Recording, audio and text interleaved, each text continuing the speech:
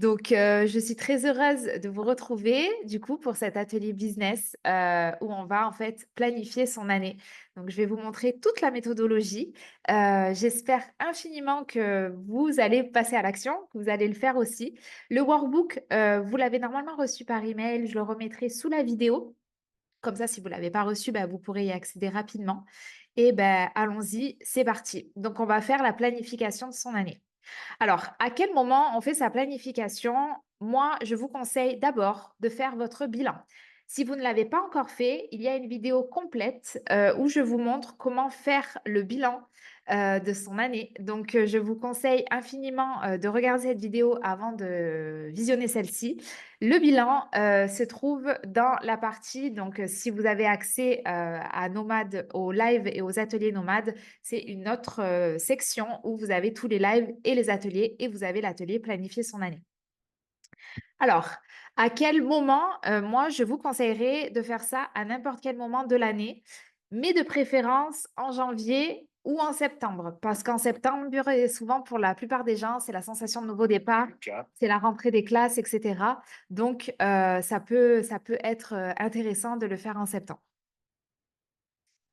Donc, la planification, c'est la suite du bilan. D'accord? Donc, la planification, on ne la fait pas si on n'a pas fait un bilan concret et spécifique de son année précédente, 2024 ou 2025, si vous la regarderez plus tard, cette vidéo. Alors, étape numéro 1, comment on fait pour planifier son année? Étape numéro 1, il va falloir donner la direction à votre année. Qu'est-ce que ça veut dire? La première chose que je vous demande de faire, et vous le verrez dans le workbook, c'est de travailler sur sa vision et ses intentions.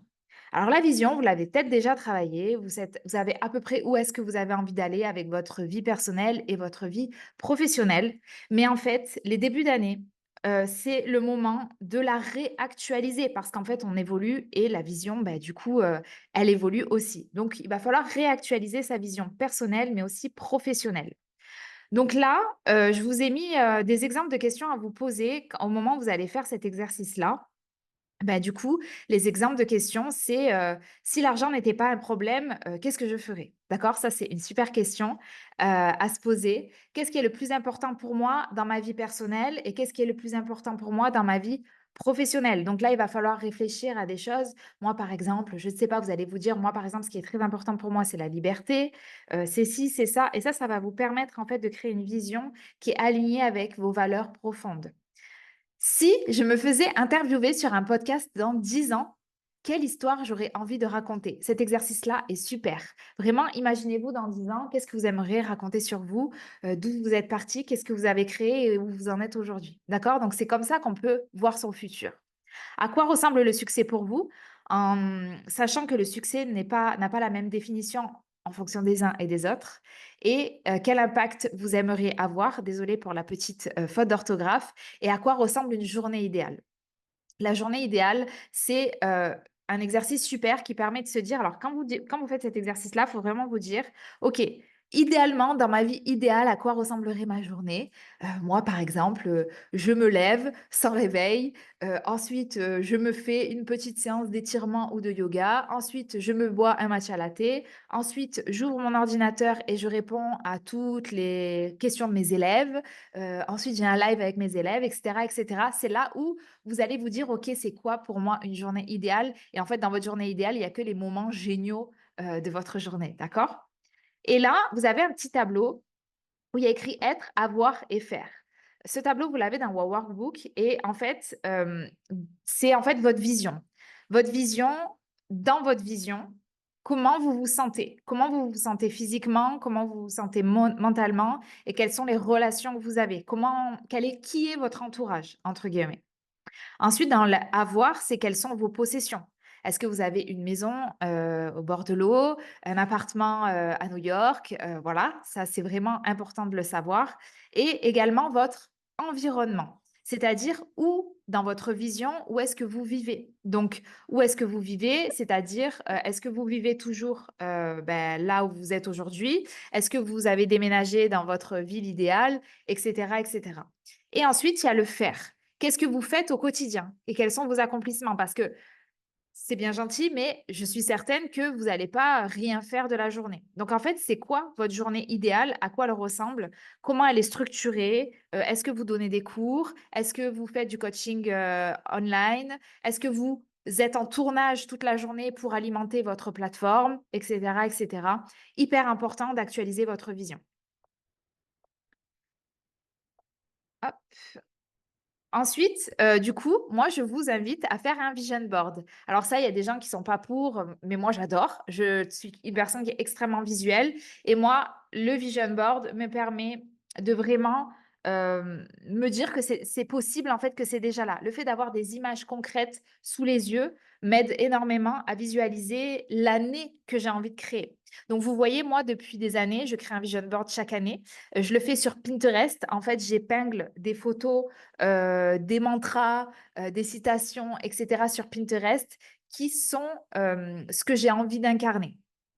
Dans le choix de vos photos, je vous invite à prendre des photos où on ne voit pas le visage de la personne pour l'incarner davantage comme si c'était vous, en fait. De prendre, par exemple, si vous êtes brune, de prendre des femmes brunes, je ne sais pas, qui sont de dos, où on a l'impression que c'est vous. Et comme ça, vous pourrez vraiment incarner davantage cette vision-là. Et donc, en fait, dans votre vision board, vous allez, en fait, classifier votre vision board par catégorie.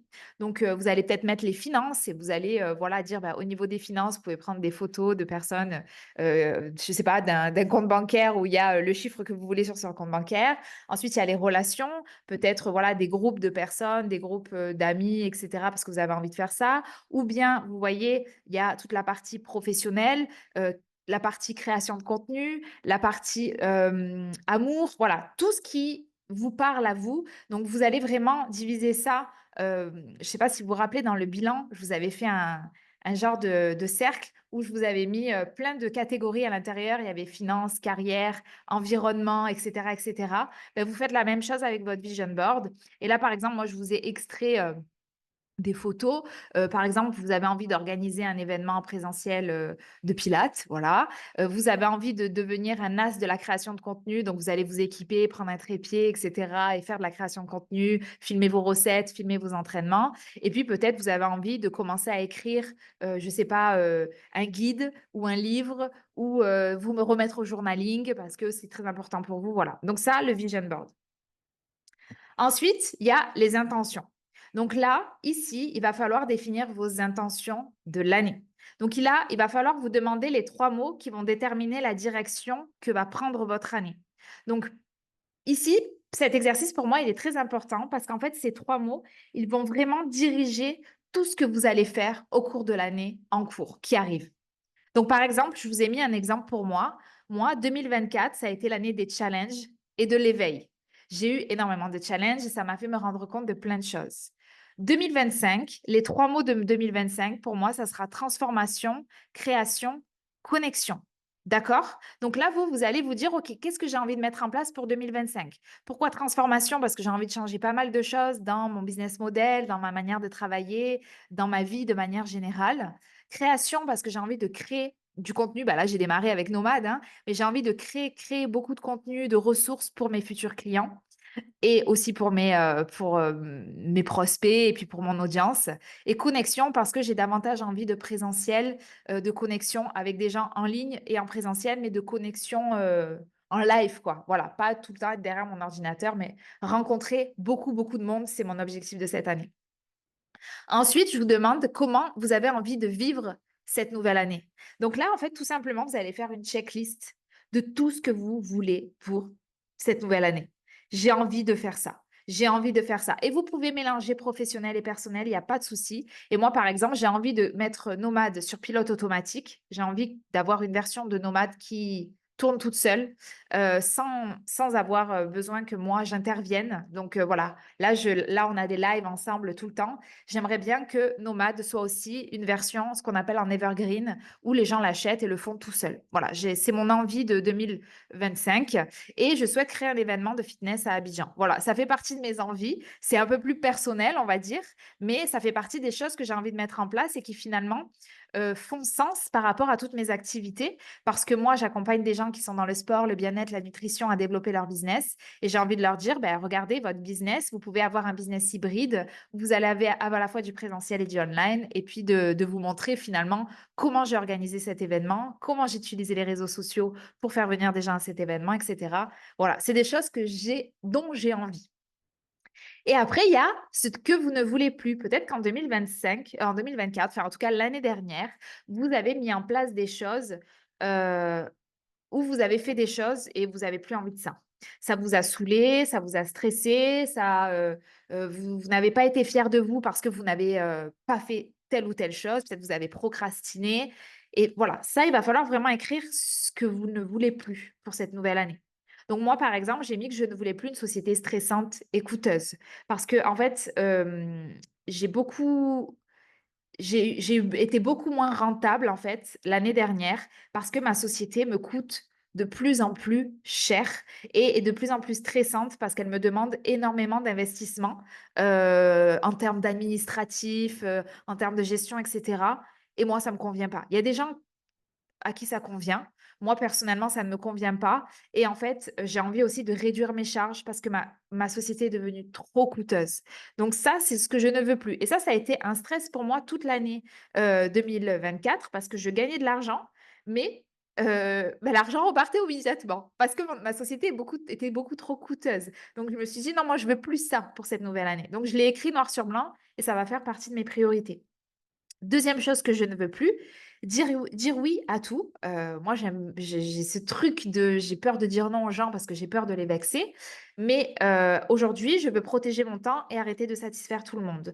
Moi, j'ai été dans des situations l'année dernière où j'ai aidé tout le monde, souvent de manière gratuite, parfois aussi de manière payante, mais j'avais pas trop envie de le faire. Mais en fait, ce temps-là que je donnais à des personnes pour les satisfaire parce que j'avais peur de les décevoir, parce que je voulais leur donner un coup de main, parce que oui, Marion, elle sait faire, donc vas-y, Marion, fais-le moi, ça va te prendre 5 minutes, moi, ça va me prendre 3 jours. Ben, moi, je disais oui, oui, oui, oui, oui. Mais tout ce temps-là, en fait, que je dédiais aux gens, ben, je ne le dédiais pas pour moi et mon business et mon propre bien-être personnel. Parce que des fois aussi, moi aussi, j'ai envie d'aller au spa, moi aussi, j'ai envie de profiter de ma vie et je ne peux pas. Et donc, en fait, non, voilà, ça, je ne le veux plus. Donc, franchement, prenez du temps sur cette partie-là. Elle est hyper importante. Et ensuite, on est toujours dans la partie vision et intention. On a le thème de votre année. Alors, le thème de l'année, c'est quoi? C'est OK, cette année, sur quoi je vais mettre le focus? Ça va être quoi vraiment la chose qui doit passer avant tout? Donc, peut-être cette année, le focus, c'est sur la création de votre offre digitale. Si vous avez déjà créé votre offre, peut-être cette année, le focus, ça va être sur la visibilité, le déploiement de votre visibilité, ou bien la création d'une communauté, ou bien de refaire votre image de marque, parce qu'elle commence à être vieillissante, ou vous n'avez pas du tout d'image de marque, de personal branding, etc. Vous voulez vous y remettre. Ou bien le focus, ça va être de vendre, vendre, vendre, vendre. Donc, je vais essayer de m'améliorer sur la vente, sur les appels de vente, etc. Donc, en gros, il va falloir vraiment vous dire, OK, c'est quoi mon focus? Et vous l'écrivez noir sur blanc et vous gardez en tête ce focus-là. Comme ça va vous éviter de vous éparpiller. À chaque fois que vous allez avoir des nouvelles choses à faire, demandez-vous si cette chose est reliée avec votre focus de l'année. Ensuite, du coup, j'avais envie de vous dire, OK, le but de tout être humain et de tout chef d'entreprise, c'est de croître, c'est de se développer, d'accord? Donc là, moi, je vous ai proposé 2 options pour développer votre croissance. L'option numéro 1, ça va peut-être d'augmenter le nombre de clients. Alors, comment on fait ça? Soit il faut que vous ayez plus de visibilité, donc sur Instagram, peut-être créer une chaîne YouTube pour, voilà, déployer votre visibilité.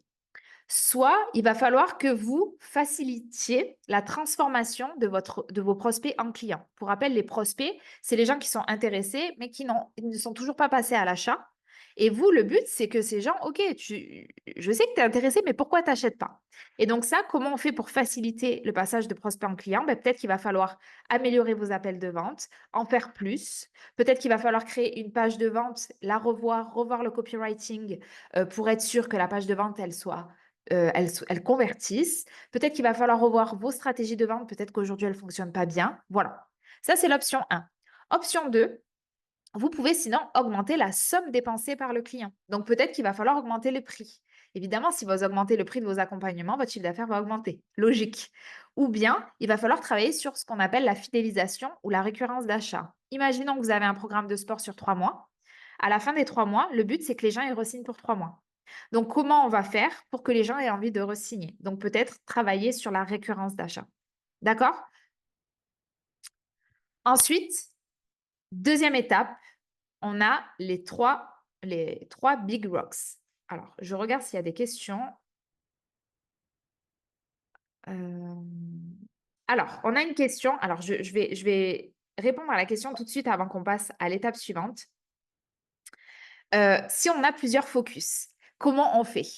Eh bien, en fait, là, ce que je vous dis, c'est le thème de l'année. Vous inquiétez pas, après, on va passer aux objectifs. Vous allez sûrement avoir 3 objectifs pour cette année-là. Mais le thème de l'année, c'est vraiment votre focus de l'année. Et on ne peut pas à la fois être sur de la fidélisation, sur de la création de communauté, sur la création d'offres, etc. Après, évidemment, vous allez faire plusieurs choses. Moi, dans une année, je travaille à la fois sur ma visibilité, sur la création d'offres, je structure ma boîte. Voilà, il y a plusieurs choses dans mon année. Mais moi, par exemple, cette année, mon focus, c'est la création d'offres. Ça ne veut pas dire que je vais arrêter de publier sur Instagram. Ça ne veut pas dire que je vais arrêter de structurer ma boîte. Ça ne veut pas dire que je vais arrêter de bâtir ma communauté. Par contre, le thème numéro 1 de mon année, ce sont les offres. Ce qui veut dire que tous les matins, quand je me lève, la première chose sur laquelle je bosse, ce sont mes offres. C'est mon focus. Donc, en fait, c'est ce qui arrive avant tout dans ma journée. C'est mon focus de l'année, c'est les créations d'offres. Donc, tous les matins, par exemple, moi, je me lève et je travaille sur la création de Nomade.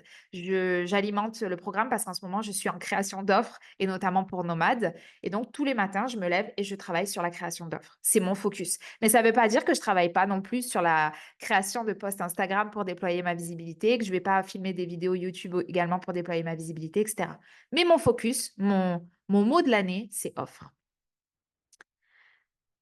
Donc, étape numéro 2, enfin, étape numéro 2, on est toujours dans l'étape numéro 1, mais sous-étape, on est sur les three big rocks, donc les 3 grosses pierres. Ça, c'est quelque chose que vous connaissez peut-être si vous lisez des livres de productivité. Mais en gros, il va falloir définir vos 3 gros objectifs de l'année, vos 3 gros trucs importants que vous avez absolument envie d'atteindre avant la fin de l'année. Donc, si on reprend, moi, mes intentions, c'est transformation, création, connexion. Je vous ai dit, il faut définir en amont vos intentions. Et le thème de mon année, ce sont les offres. D'accord? Donc, ensuite, je vais définir mes 3 big rocks, c'est-à-dire mes 3 objectifs. Premier objectif, je vous conseille d'avoir un objectif de chiffre d'affaires. Quoi qu'il arrive dans vos 3 objectifs, il faut que vous ayez un objectif de chiffre d'affaires. Sinon, vous ne saurez pas vers où aller. Donc là, vous allez vous dire, je veux faire X euros de chiffre d'affaires cette année. Je ne sais pas, 20 000 euros, 30 000, 50 000, etc. Et ce que je vous conseille également, c'est de découper ce chiffre d'affaires en trimestres. Ça sera beaucoup plus facile pour vous ensuite de l'atteindre et ensuite vous pourrez découper en mois. Donc, si vous vous dites, par exemple, au premier trimestre, j'ai envie de faire, je ne sais pas, 3 000 euros de chiffre d'affaires avec mon side business. Aujourd'hui, vous êtes en side business. Eh bien, premier mois, je vais faire 1 000, deuxième mois 1 000, troisième mois 1 000. D'accord? Mais au deuxième trimestre, je veux faire 10 000. Et au troisième, je vais faire tant. Et en fait, ça va vous permettre de découper finalement votre gros objectif en petits objectifs. Ce sera beaucoup plus facile de l'atteindre. D'accord? Deuxième objectif, donc moi, je vais vous partager le mien, comme ça, ça sera plus clair pour vous. Moi, mon deuxième objectif cette année, c'est de me repositionner sur le marché du fitness, notamment. Alors, quand je dis fitness, j'inclus yoga, j'inclus santé, etc. Mais c'est vrai que le fitness, ça vient toujours englober tout ça via un écosystème d'offres adressé à la fois des particuliers et des professionnels. Moi, en fait, mon objectif cette année, c'est de créer, création, c'est mon mot, création d'offres, c'est mon mot de l'année, de créer des offres à la fois pour les particuliers et les professionnels. Pour les professionnels avec Nomade et pour les particuliers, j'aimerais également créer une offre de fitness adressée aux particuliers. Voilà, c'est mon objectif numéro 2 de cette année. Et ensuite, mon objectif numéro 3, c'est de créer un système qui me permette d'accueillir plus de clients et de réduire mes coûts sans alourdir mon administratif. Jusqu'à maintenant, j'ai un peu du mal avec l'administratif qui est très complexe dans ma société et j'ai des problèmes avec des outils. Voilà, il y a plein de choses qui rentrent en compte quand vous êtes en société. Il y a la TVA, il y a le machin, il y a le truc. Il y a en fonction de où achètent les gens, ben, ça ne va pas être la même TVA. Bon, c'est très complexe. Et moi, ça me freine parce qu'en fait, je passe énormément à créer des factures adaptées en fonction des gens d'où ils viennent, etc. Ça me fait perdre un temps de fou. Et mon comptable me demande des trucs hyper spécifiques et ça me fait perdre un temps de fou. Et donc, du coup, ça me freine pour accueillir plus de clients parce que je me dis, si j'ai plus de clients, je vais avoir plus de travail administratif. Et c'est pas ce qu'on veut. Donc là, moi, mon objectif numéro 3, c'est soit de trouver un système, soit de déléguer cette partie, simplifier, créer des process, j'en sais rien. Mais en tout cas, c'est mon objectif numéro 3. Parce que rappelez-vous, lorsque j'ai fait mon bilan et lorsque j'ai dit que je ne voulais plus de quelque chose, j'ai dit que je voulais plus d'une société qui soit complexe, coûteuse, stressante, etc. Donc évidemment, ça fait partie de mes objectifs de cette année parce que le but, c'est d'évoluer. Ensuite, il va falloir que vous définissiez votre objectif de chiffre d'affaires. Alors, vous vous rappelez ici, dans les 3 objectifs, vous avez un objectif de chiffre d'affaires. Si vous ne savez pas comment faire, je vous renvoie à l'échelle de valeur qui se trouve dans le programme Nomade, où je vous dis, ben voilà, vous allez définir les offres que vous allez créer et ensuite vous allez vous dire, OK, si mon objectif d'affaires, de chiffre d'affaires, c'est ça, de combien d'unités de mon programme en ligne j'ai besoin de vendre et peut-être de combien de de coaching sportif en présentiel j'ai besoin de vendre ou de combien de séances en cabinet ou en one-on-one j'ai besoin de faire pour qu'à terme, j'atteins mon objectif de chiffre d'affaires de X euros. D'accord? Donc, vous allez faire votre échelle de valeur.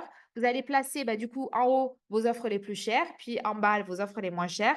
Et vous allez vous dire, voilà, j'ai besoin de vendre X de cette offre la plus chère et X de cette offre la moins chère. Et au total, ça fera tant. Et là, vous avez votre objectif concret, réalisable, et vous savez exactement combien de programmes en ligne vous avez besoin de vendre ou combien d'abonnements vous avez besoin de faire par mois et combien de programmes peut-être en one-on-one vous avez besoin de vendre, combien d'accompagnements vous avez besoin de faire, etc., etc.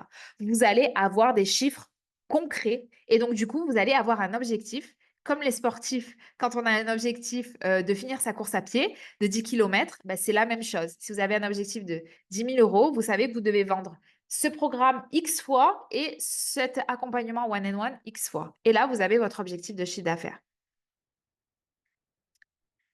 Et ensuite, on a un plan d'action concret parce qu'un objectif sans plan d'action, ce n'est pas un objectif au final, ça reste juste une idée. Donc là, ce que vous allez faire, c'est que vous allez reprendre chacun de vos objectifs. Et pour chacun de vos objectifs, vous allez déterminer les moyens de l'atteindre.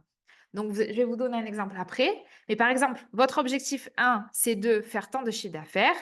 Le moyen 1, ça va être peut-être développer ma visibilité. Moyen 2, nanana. Moyen 3, nanana. Et ensuite, vous allez définir les tâches, ce que vous devez faire pour chacun d'eux pour pouvoir atteindre cet objectif.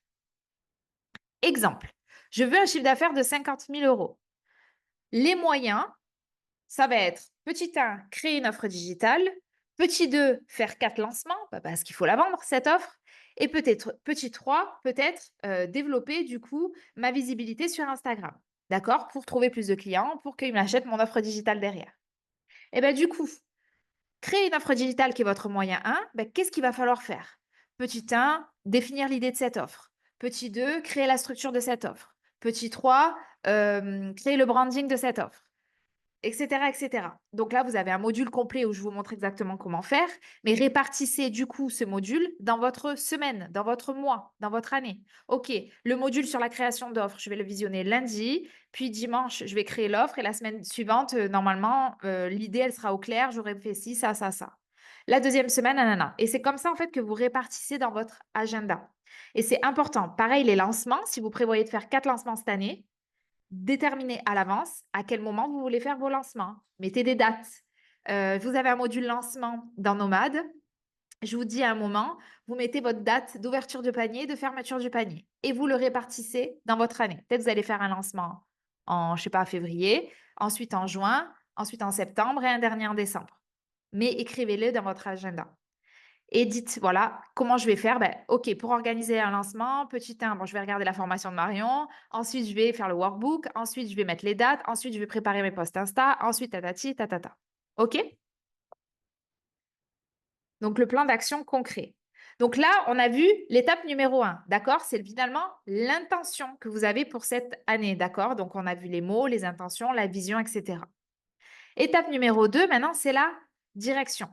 Donc, ici, ce que je vous conseille de faire, c'est de donner finalement une direction à votre année. Donc, vous allez prendre un calendrier, une feuille. Moi, je l'ai fait sur une feuille. Je trouvais que c'était beaucoup plus visible. Mais après, moi, j'aime beaucoup voir, écrire, c'est plus facile pour moi.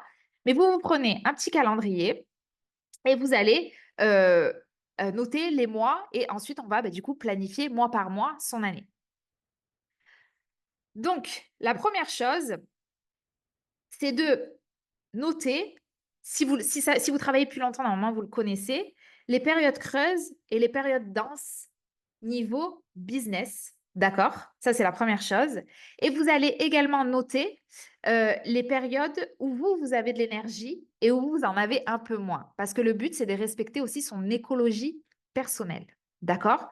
Première étape, c'est ça. On commence pas cash à dire, ouais, ok, je vais faire le lancement là, ta, ta, ta, ta, ta. Non, on va vraiment faire les choses de manière à se respecter. Vous savez que le bien-être, moi, ça fait partie de mes priorités dans ma vie. Donc, je pense que vous aussi. Donc, c'est important. Donc, par exemple, moi, je sais que dans mon business, il y a une forte activité en janvier. Donc, en janvier, c'est le moment où il faudrait que je fasse des lancements, voilà, que j'accueille des nouvelles personnes, etc. Je sais qu'en février aussi, ça marche bien. Je sais qu'au mois de mai, généralement, c'est une période creuse pour moi parce que c'est le retour des beaux jours, que les gens, ils n'ont plus envie de travailler, ils ont envie de sortir, profiter des beaux jours. En juillet, pour moi, c'est une période de forte activité aussi parce qu'il y a des personnes qui sont plus tranquilles et qui sont prêtes à retravailler sur leur business. Euh, et puis en octobre. Et puis ensuite, donc là, vous le faites. Après, votre business n'est pas comme le mien. Peut-être que vous, la période où il y a de la forte activité, juillet, août, c'est mort pour vous. Il n'y a personne. Par contre, janvier, septembre, peut-être les nouvelles résolutions, etc., vous avez du monde et c'est là que vous avez le plus de personnes qui vous contactent. Donc, vous mettez ça, les périodes creuses et les périodes pleines. Et ensuite, vous allez mettre les moments où vous avez beaucoup d'énergie et celles où vous en avez moins. Alors, concrètement, ça, moi, je n'ai pas su dès la première année quels étaient les mois où j'avais beaucoup d'énergie et les mois où j'en avais moins. C'est à force d'année en année et à force de me connaître que je me rends compte que, par exemple, en décembre, c'est même pas la peine de me demander un truc, je suis morte. En décembre, j'ai l'énergie moins, moins, moins. Donc, je ne ferai jamais de lancement en décembre. C'est mort parce que, par contre, en janvier, mon énergie, elle est au taquet parce qu'en décembre, j'ai ralenti, j'ai fait mes objectifs et tout. J'ai trop la patate. En janvier, ça y est, ça repart. Et là, je sais que je peux faire des lancements, c'est le moment pour moi. En mai, pareil, mon énergie, elle est un peu slow parce que généralement, le premier trimestre de l'année, je travaille à fond la caisse. Et donc, en fait, mon énergie, elle est un petit peu basse en mai. Donc, en mai, je vais rien lancer. D'accord? En juillet, par contre, généralement, j'ai pris un peu de vacances ou je partis en week-end.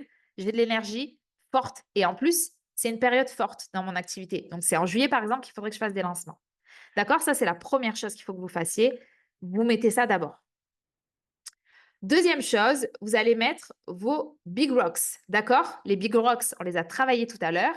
Vous allez mettre dans votre agenda les projets les plus importants pour votre boîte, ce que vous voulez absolument faire cette année. Donc, si c'est de la création d'offres, moi, par exemple, ça fait partie de mes big rocks aussi cette année de créer une offre pour les professionnels, une offre pour les particuliers, vous allez mettre les moments où vous allez créer cette offre. Donc, moi, là, du coup, si on reprend mes 3 big rocks, du coup, moi, je vais créer ma création d'offre, je vais la faire sur janvier-février. Je veux faire tout ce qui est process, structuration en avril-mai. Je veux recréer une création d'offre ici aussi. Ici, je veux optimiser mes tunnels de vente parce que je ne sais pas si vous rappelez, je vous ai dit que j'avais envie que ça tourne tout seul, etc. Donc, c'est important que j'ai des tunnels de vente qui soient bien optimisés, puis aussi que ça accueille plus de clients, etc. Voilà. Là, j'ai mis vraiment les big rocks. Dans les big rocks, j'ai mis également mes lancements parce que je veux vendre. Donc, je pense que je vais faire un lancement en février. Alors, évidemment, ça peut bouger ou en mars. Voilà, j'ai mis un point d'interrogation. Je vais faire un lancement en juillet parce que je sais que là, c'est une période où j'ai pas mal d'énergie. Et c'est possible que je participe au salon du fitness en octobre. Ça fait partie de mes projets les plus importants. Donc, je l'ai mis, je l'ai noté parce que je veux absolument y aller. Donc, vous, peut-être que vous avez absolument envie de participer à un événement aussi où vous savez que vous allez trouver des clients dans cet événement-là ou alors que vous voulez vous-même exposer, etc. Voilà. Ça peut être événement en présentiel, événement en digital, participer à des sommets, des choses comme ça. Mais en tout cas, vous mettez vos projets les plus importants. Et vous mettez aussi vos vacances. Et j'ai envie de dire, vos vacances doivent arriver avant vos projets. moi, j'ai d'abord mis en place mes vacances. Bon, du coup, ça va bouger depuis que j'ai fait ça, mais j'ai mis en place mes vacances avant de mettre en place mes projets. Et donc, par exemple, en mars, j'aimerais bien me faire un petit week-end. En juin, j'aimerais bien aussi me faire une semaine de vacances, profiter un peu de ma famille. En octobre, généralement, moi, je prends pas de vacances l'été parce que j'ai vachement d'énergie. J'ai juste mis qu'en août, j'aurai un rythme slow, mais je vais quand même travailler. Mais en octobre, généralement, je prends un mois de vacances à cette période-là et entre octobre et novembre, généralement. Et puis, en décembre, c'est les vacances de Noël. D'accord? Donc là, ça, c'est la partie la plus importante. C'est là où vous allez mettre vos vacances, vous allez mettre vos projets en fonction de votre énergie, de vos périodes creuses et de vos périodes denses et que vous allez mettre du coup les big rocks. D'accord? Si c'est pas très clair, etc., n'hésitez pas, hein, on y reviendra juste après. Et donc du coup, si on résume, quelles sont les thématiques par mois? Donc mois par mois pour cette année 2025 par exemple. Donc là, c'est un truc que j'ai fait au hasard, hein. C'est pas me concernant, c'est pour voilà, que vous puissiez comprendre. Bah, peut-être que janvier, février, les thèmes, ça va être créer votre offre. En mars, ça va être le lancement.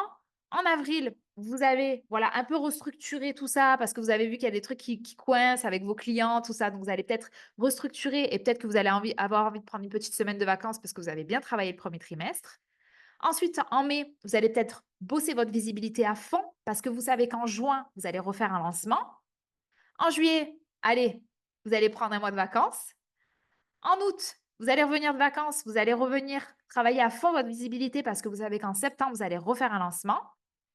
En octobre, vous allez peut-être refondre votre offre parce que vous avez vu que des vidéos, vous les aviez mal filmées, vous voulez les refilmer, ou qu'il y a le petit guide que vous aviez fait qui était fait sur un Google Doc pourri, vous allez avoir envie de le mettre sur Canva avec une belle mise en page, etc. En novembre, peut-être que vous allez vouloir faire une offre promotionnelle parce qu'il y a Black Friday, tout ça, tout ça. Et en décembre, vous allez travailler sur votre business et notamment sur votre bilan et votre planification de l'année suivante. Et c'est comme ça, en fait, qu'on organise une année mois par mois et où, en fait, le but, c'est que chaque mois, par exemple, moi, en ce moment, au moment où on enregistre cette vidéo, on est en janvier, mon focus de ce mois-ci, moi, c'est création d'offres. Donc, en fait, chaque matin, je me lève une heure plus tôt pour avancer sur mon offre. Tous les matins, je me lève une heure plus tôt et j'avance sur mon offre. Je crée les modules, je crée les diapositives, je réfléchis au truc suivant, je note, et cetera. Tous les matins, je fais ça. Et en fait, si par exemple le mois de janvier, c'est le mois de la création d'offres, il faut que dans votre mois de janvier, vous ayez des moments de création et des moments de tournage. Donc, il va falloir et le reste, on s'en fout. Le reste, c'est inutile. Vous, le but, c'est qu'à la fin du mois de février, votre offre soit complètement créée. D'accord? Alors, attention, on ne crée pas son offre avant de la vendre. Ça, vous avez un module dans Nomad où je vous explique comment faire. Mais en tout cas, peut-être que vous êtes en co-création de l'offre en même temps que vous l'avez vendue. D'accord? Donc, essayez de faire en sorte de créer votre offre et d'avoir votre focus que sur ça et de ne pas vous éparpiller. Je fais juste un aparté. Moi, l'offre nomade, je suis en train de la créer maintenant, mais je l'ai vendue le mois dernier, d'accord? Donc, c'est pour ça que je suis en création d'offres. Donc, vous, peut-être que ça va d'abord être trouver mes premiers clients, d'accord? Trouver mes clients testeurs d'abord. Donc, vous allez être en mode prospection, vente, etc. Et ensuite, vous allez commencer à créer votre offre. Voilà, c'était juste aparté pendant pendant le live. Et n'oubliez pas que dans le module offre de Nomade, je vous explique tout ça, ainsi que dans le module lancement. D'accord? Et donc là, je vous ai mis un exemple pratico-pratique, concret. Vous me connaissez, hein, moi, j'aime les choses qui sont concrètes pour une coach sportive. Donc, par exemple, une coach sportive en janvier, elle va créer son offre, c'est-à-dire pas le contenu, mais la structure, d'accord? OK, je vais faire un programme, la promesse, ça sera ça. À l'intérieur, je vais mettre ça, etc. D'accord? Pas les vidéos, tout ça, juste la structure. Ensuite, il faudra qu'elle trouve 5 clients testeurs. Et ensuite, une fois que les clients testeurs seront trouvés, elle va commencer à créer le contenu, créer l'intérieur du programme, filmer les vidéos, proposer les PDF s'il y a des PDF, les audios, etc. En février, du coup, comme elle aura ses clients, elle va être en mode créa, créa, créa. Elle va faire beaucoup de tournages, elle va beaucoup créer de contenu, elle va faire beaucoup de contenu pour son programme parce qu'il faut que ses clients, elle les tienne alimentés tout au long du mois de février. Elle va aussi gérer ses clients gérer les retours, prendre des feedbacks, mesurer la température. Voilà, c'est le moment, comme c'est ses clients testeurs, il faut qu'elle s'en occupe vraiment bien. Et elle va préparer le lancement officiel, peut-être du mois suivant. D'accord? Parce que là, elle était en mode bêta test. Au mois de mars, elle va faire le lancement au grand public. Et puis après, elle va se prendre une petite semaine de vacances à la fin du mois de mars. Au mois d'avril, elle va travailler sur des projets de fond. Elle va peut-être structurer, optimiser tout ce qu'elle a mis en place jusqu'à maintenant. Au mois de mai, elle va sûrement retravailler toute sa strate de contenu Instagram. Donc, vous avez un module sur ça dans Nomade. Et elle va peut-être créer sa chaîne YouTube. Parce que vous savez que dans le sport, par exemple, si vous êtes dans le sport, le bien-être, les gens aiment rechercher des informations sur YouTube. YouTube, c'est vraiment un réseau social qui est en train d'exploser cette année-là, encore plus que d'habitude, parce qu'ils mettent en avant des petits créateurs.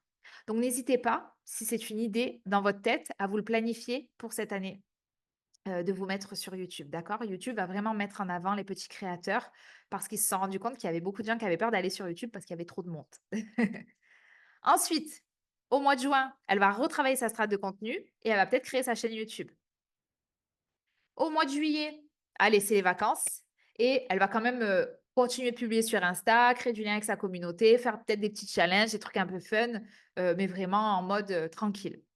Au mois d'août, elle va peut-être brainstormer sur de nouvelles idées et de stratégies de visibilité et elle va préparer son second lancement qu'elle va faire au mois de septembre et où elle va se rajouter une semaine de vacances. Au mois d'octobre, elle va peut-être refondre son programme. Au mois de novembre, préparer le Black Friday et faire un lancement lors du Black Friday pour avoir un peu des sous supplémentaires. Ça fait toujours plaisir. Et au mois de décembre, faire un bilan et une planification de son année. Et vous voyez là, on a planifié une année pour une coach sportive. Alors évidemment, là, j'ai fait un truc un peu généraliste. Effectivement, vous, votre année, il faut qu'elle soit dépendante et du bilan que vous avez fait et de la planification qu'on a fait tout à l'heure, d'accord? Avec vos 3 big rocks, vos intentions, vos thèmes de l'année, etc. J'espère que du coup, vous commencez à avoir une vraie méthodologie, une vraie structure pour planifier votre année. Et une fois que ça c'est fait, étape 3, l'afficher sur le frigo. Alors bon, j'ai mis sur le frigo parce que moi, c'est ce que j'ai fait, parce que j'ai souvent, ma tête dans le frigo, mais vous le mettez à un endroit où vous allez souvent, d'accord? Peut-être que ça peut être dans votre chambre, au-dessus de votre bureau, voilà. Bon, moi, c'est le frigo. Donc là, par exemple, voilà, je vous ai mis un exemple de ce que j'ai affiché sur mon frigo. J'ai mis les mots de mon année 2025. Le thème, ce sont les offres. Mes objectifs, donc je vous ai parlé de l'objectif de chiffre d'affaires, du repositionnement, de remettre en place les systèmes, etc. et des moyens pour atteindre ces objectifs. Et je me suis dit, ben voilà, en janvier, je vais créer Nomade.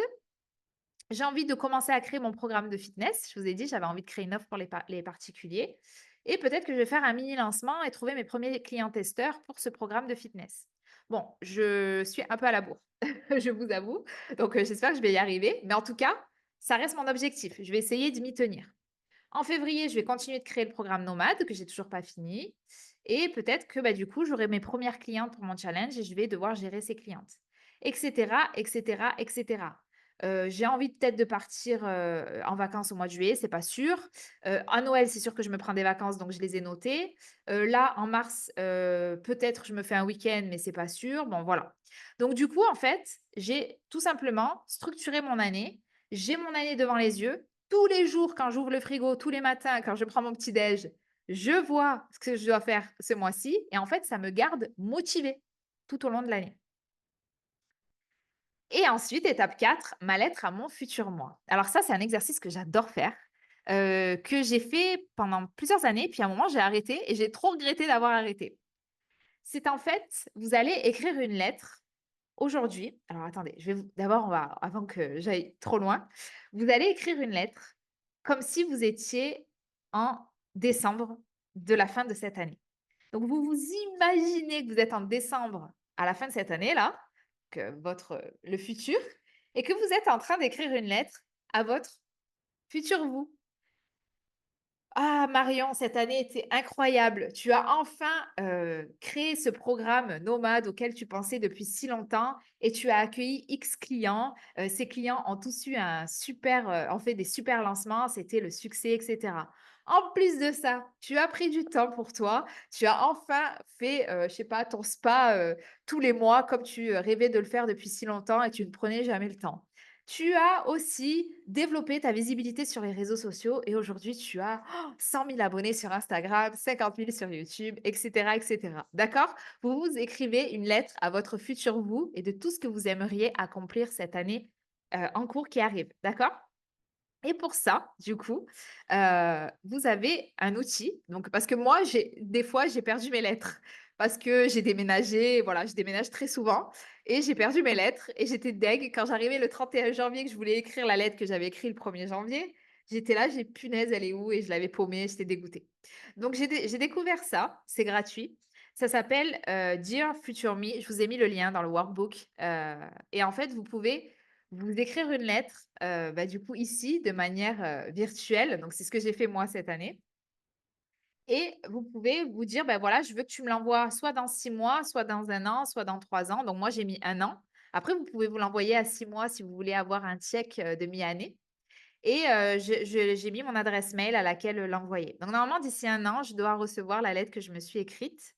Néanmoins, j'ai quand même fait un copier-coller de ce que j'ai écrit là, dans mon Notion. Moi, j'utilise Notion, mais vous pouvez lui faire un copier-coller, sur une page, Word, tout simplement un Google Doc, pour de temps en temps aller vérifier ce que j'avais écrit. Parce que on a tendance à vite oublier ce qu'on a écrit et j'aimerais bien arriver à la fin de l'année et que la lettre, elle soit vraie, quoi, que tout se soit réalisé et que je sois très contente d'avoir réalisé une merveilleuse année. Voilà.